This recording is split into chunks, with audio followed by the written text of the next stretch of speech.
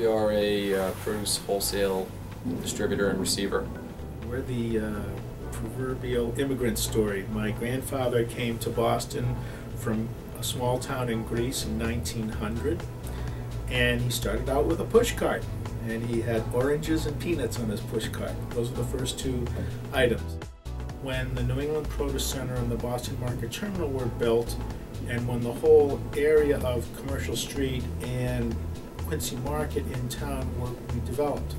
Well, moving to here allowed our business to blossom. We became, instead of just being relatively small wholesalers, we became truckload receivers of everything. I mean, from citrus to deciduous fruits, so apples and pears, stone fruits, peaches, nectarines, Western vegetables, which are mainly lettuce, broccoli, cauliflower, peppers, cucumbers, zucchini, squash, yellow squash or summer squash, a lot of different greens. Arugula is a big item for us. Watercress is a big item for us.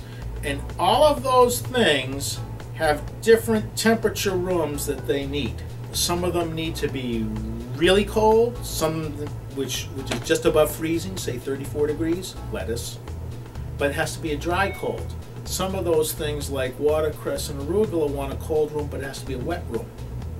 Also, there are items that you want to store it, say, in the mid-40s as opposed to really cold, or like tomatoes and tropical items that we also handle in this part of the company.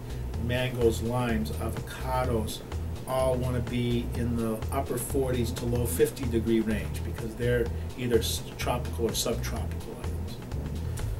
And it's an art in terms of how you ripen the tomatoes and how quickly you ripen them and what exactly you do to get them to be ripened. I mean, it's great that I can call somebody at 3 in the afternoon. I could do it myself, but I haven't learned. I have enough on my plate as president of this company.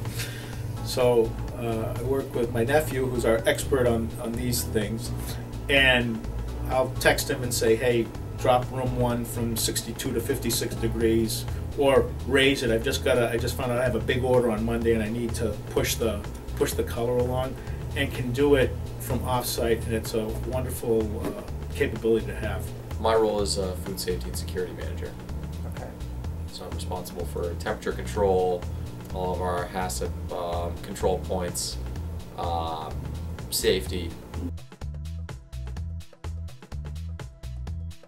My uncle will give me a call in the afternoon when I'm at my other job and say, hey, I need you to raise room 3 to this temperature because I'm trying to ripen the product quicker. Yep. So that we have more for production for tomorrow, or vice versa. This stuff's too red, so we want to keep it a little bit cooler so that we don't lose it so quickly, or so that it doesn't decay. Honestly, the best feature of the entire program, in my opinion, is to be able to just go on my phone and change the temperature at will, which is great.